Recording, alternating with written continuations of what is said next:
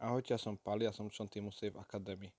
V dnešnom videu vám ukážem, ako si vložiť peniaze na Binance Metamasku cez mobilný telefón. Prvým krokom je, že otvoríte aplikáciu Binance. V aplikácii Binance v spodnej časti obrazovky kliknite na žltý gombík so šípkami a vyberiete možnosť vložiť. Tu si vyberiete možnosť krypto a vyberiete si, ktorú kryptomenu chcete vložiť.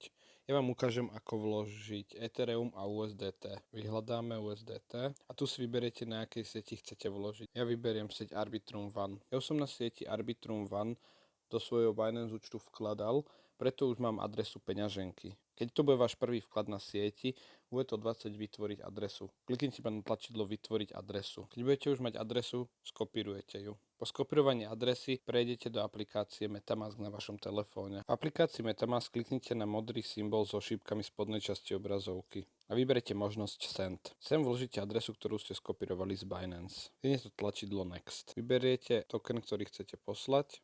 Ja vyberem USDT. Vyberete hodnotu, v ktorej chcete tento token poslať. Kliknite na tlačidlo Next. Na tejto obrazovke kliknite iba na tlačidlo Send. Tu už vidíte, že transakcia sa prijíma a musíte chvíľu počkať. Už vám vyskočí iba notifikácia, že transakcia bola skompletizovaná. Môžete sa vrátiť do svojej Binance peňaženky.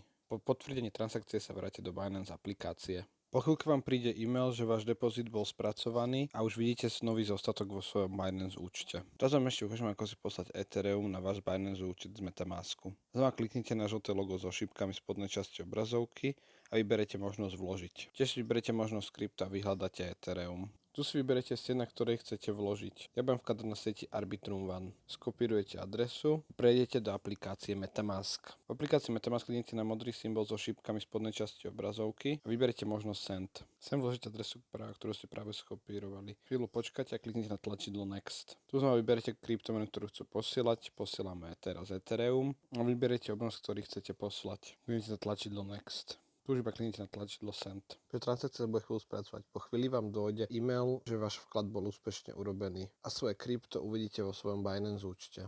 Toto je spôsob, ako si poslať krypto z Metamask peňaženky na vaše Binance konto. Ja som Pali a som člen týmu Safe Academy. Pri ďalšom vzdelávacom videu dovidenia.